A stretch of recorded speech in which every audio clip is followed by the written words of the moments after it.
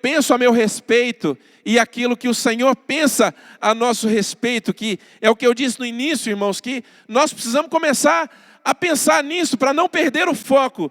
Você quer ver uma coisa? Vai lá para Apocalipse. Apocalipse no capítulo 3, por favor, abre a sua Bíblia lá. Apocalipse capítulo 3.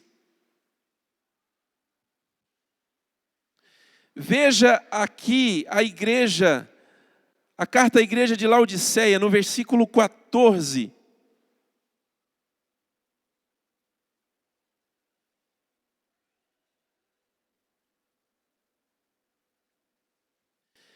Repara no que diz o texto. Aqui foi Jesus que pediu para João, não Batista, agora João o apóstolo, um dos 12. Jesus pediu para que ele escrevesse essa igreja que estava numa cidade chamada Laodiceia. E olha o que Jesus fala para essa igreja. No versículo 14. Ao anjo da igreja em Laodiceia, Apocalipse 3,14. Ao anjo da igreja em Laodiceia, escreva: estas são as palavras do Amém, a testemunha fiel e verdadeira, o soberano da criação de Deus. Conheço as suas obras. Sei que você não é frio nem quente. Melhor seria que você fosse frio ou quente. Assim, porque você é morno, não é frio nem quente, estou a ponto de vomitá-lo da minha boca. Você diz: estou rico, adquiri riquezas e não preciso de mais nada. Não reconhece, porém, que é miserável, digno de compaixão, pobre, cego e está nu. Irmãos, olha a discrepância entre aquilo que eles pensavam sobre si mesmos e aquilo que Jesus pensava sobre eles. Jesus diz assim, olha, primeira coisa, vocês não são frios e nem quentes, vocês são mornos.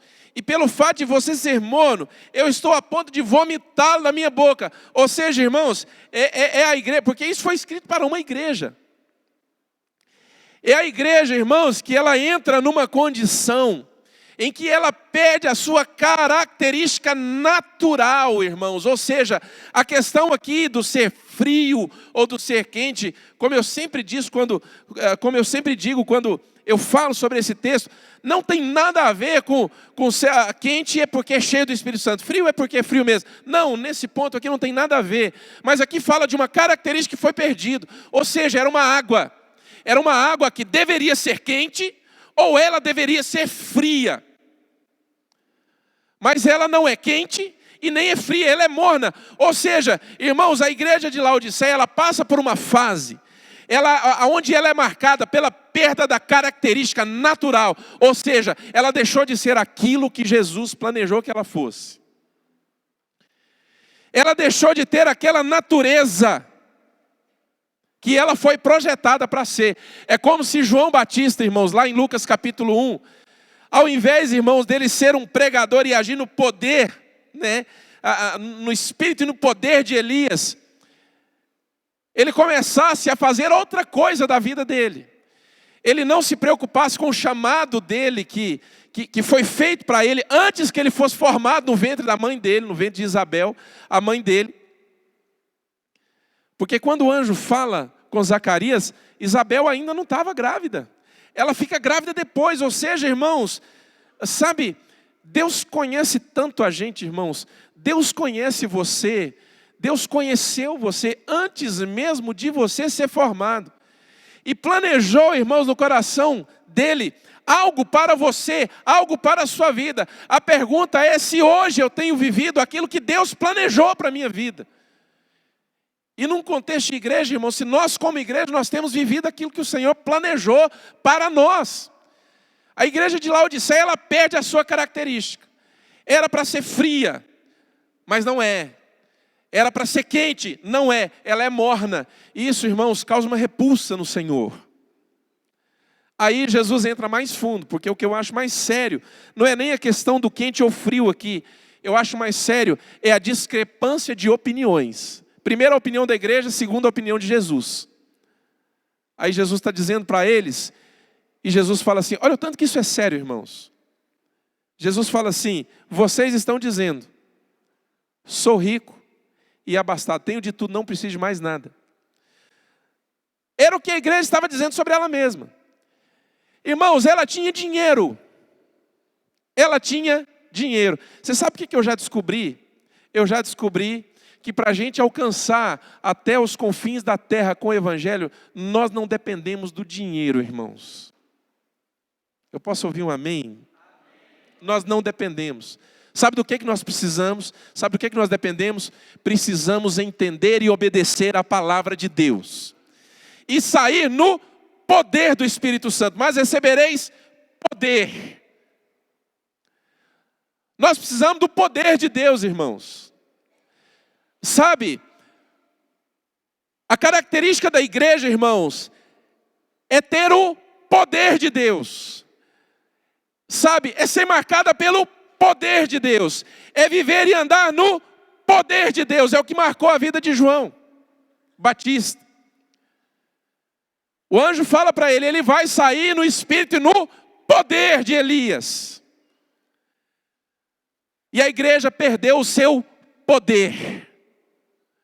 Poder de curar, poder de restaurar. A igreja, irmãos, ela tem pedido o seu poder, inclusive, de convencer. A igreja tem pedido o poder, irmãos, de ministrar a verdade. Porque ela esqueceu o poder.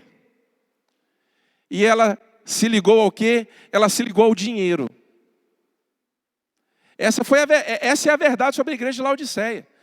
Jesus diz para ela, vocês dizem, sou rico, tenho de tudo e não preciso de mais nada. Irmãos, olha, quando Pedro e João estavam subindo no templo, ali em Atos, não me lembro bem o capítulo, talvez capítulo 3, Pedro e João estavam subindo para o templo, né? E ali estava um mendigo, aleijado, sentado na porta do templo. Todo dia esse moço ficava lá, pedindo esmolas. Aí, Pedro e João vão passando e o mendigo pede esmola para eles. Pedro olha para ele e fala assim, olha, nós não temos prata e nem ouro. Em outras palavras, nós não temos dinheiro. Mas o que nós temos eu te dou. Em nome de Jesus Cristo, levanta e anda. O homem levantou, irmãos. O homem levantou e foi curado, irmãos. Mais de 3.000 pessoas se converteram através daquele testemunho.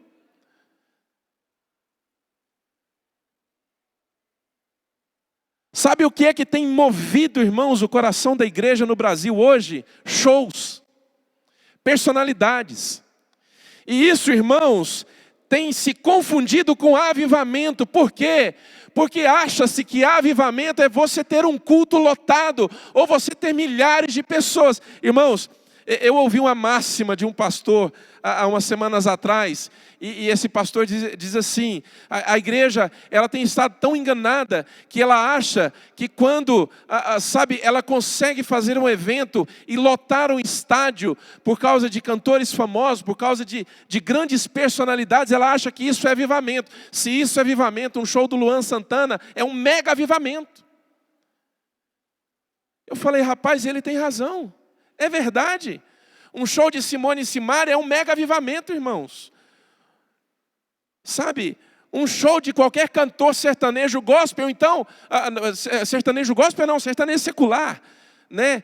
O sertanojo secular. Sabe, é um mega avivamento. Irmãos, aonde está o poder? Nós esquecemos o poder e nos ligamos ao dinheiro, porque o dinheiro ele dá uma outra forma de poder. Ele compra coisas, ele dá status, ele dá reconhecimento. Mas nós não temos o poder. Hoje, irmãos, dificilmente tem uma igreja que pode olhar para um mendigo, para um aleijado e falar assim, olha, em nome de Jesus, levanta e anda. E o homem anda, irmãos, porque perdeu o poder. Irmãos, nós precisamos do poder de Deus conosco. Nós precisamos, irmãos, de andar no poder, assim como João Batista. E ele irá no espírito e no poder de Elias. Olha o que Jesus fala, Atos 1:8. Mas recebereis poder ao descer sobre vós o Espírito Santo. E vocês serão minhas testemunhas. Tanto em Jerusalém, tanto na localidade, quanto Judeia, Samaria, até os confins da terra. Essa igreja, irmãos, ela perde o poder, ela se liga ao dinheiro. E Jesus fala para ela, você está dizendo, sou rico, abastado, eu tenho de tudo, eu não preciso de mais nada. Agora, essa era a opinião dela. Irmãos, muitas vezes nós ficamos tão cegos, que nós achamos que a nossa opinião, a nosso respeito, ela está certa. Eles achavam que estavam certos. Mas, irmãos, vai Jesus e fala qual é a opinião dele. Espera aí que agora a coisa vai mudar. Eu estou vivendo num pecado e eu digo que eu sou mais que vencedor. Eu estou vivendo uma terrível apostasia na minha vida e eu estou dizendo tudo posso naquele que me fortalece. Eu estou vendo uma condição reprovável na minha vida e eu estou dizendo, Jesus me ama. Eu estou deixando coisas do mundo entrar na minha vida e eu estou deixando filosofias, pensamentos seculares entrar na minha vida e eu estou dizendo, a Bíblia diz que nós precisamos renovar a nossa mente. Uma vez eu disse isso. Renovar a mente para quê? Para crer em heresia? Para crer em besteira?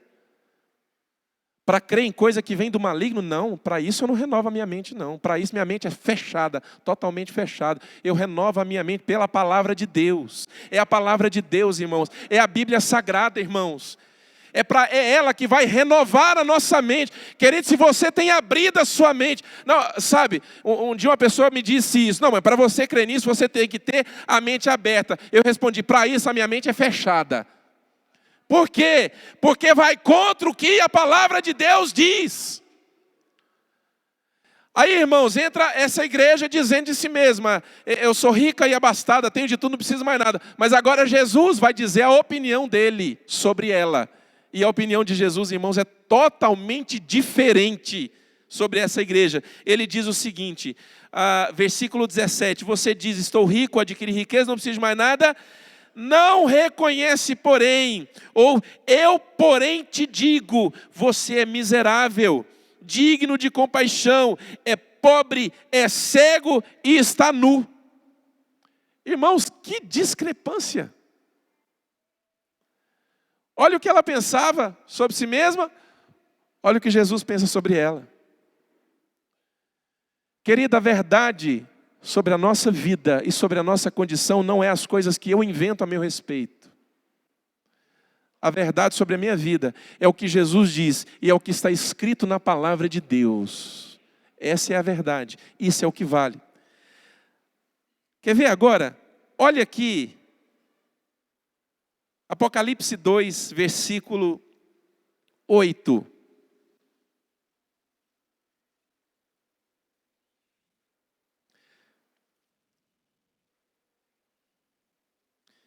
Apocalipse 2, 8. Diz assim, ó. Aqui é o mesmo contexto, né? Jesus pede que João, o apóstolo, escreva. Agora é outra igreja, agora não é a Laodiceia, agora é uma igreja que estava numa cidade chamada Esmirna. E ele fala assim, ao anjo da igreja em Esmirna, escreva.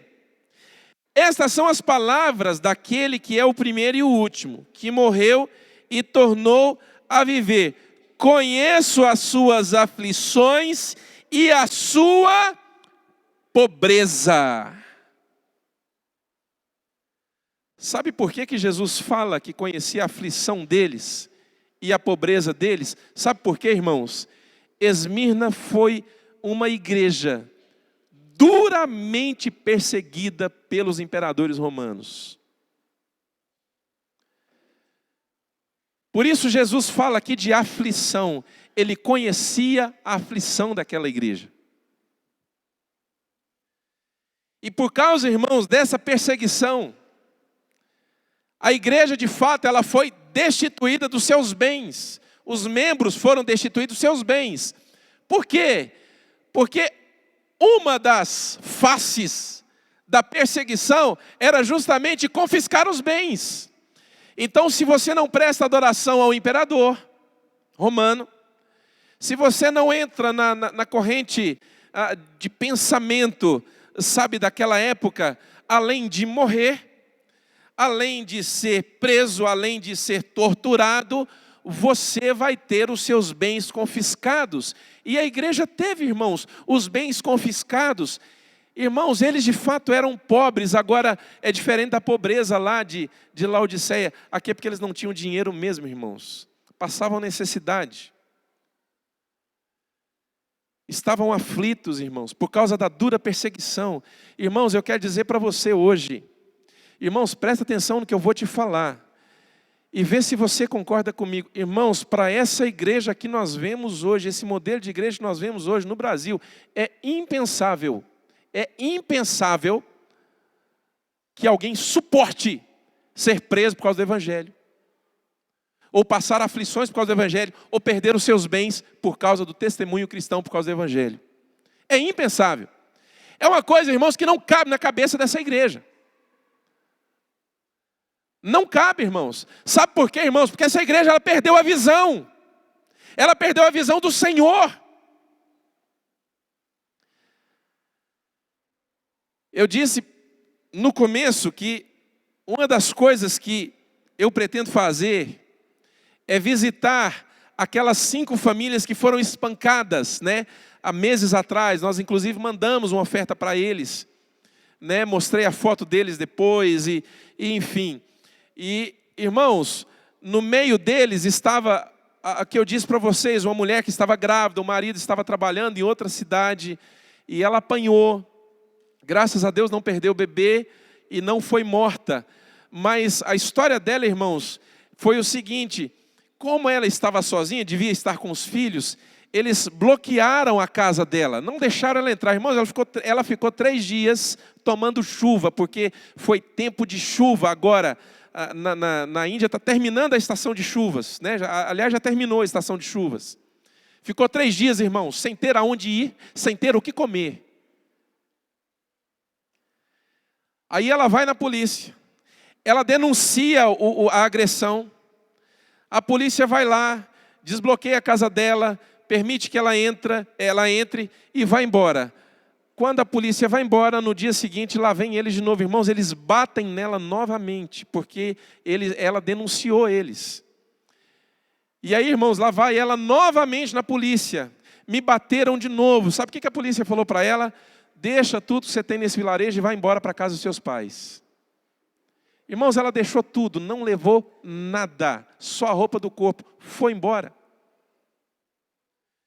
Perdeu os bens, irmãos, o pouco que tinha. Eu mostrei para você ali os lugares onde nós trabalhamos. Você viu a escassez, você viu a pobreza, você viu a necessidade. E aquilo, irmãos, o pouco que ela tinha, que você viu nesses vídeos, perdeu. Mas não perdeu a fé em Jesus Cristo, irmãos.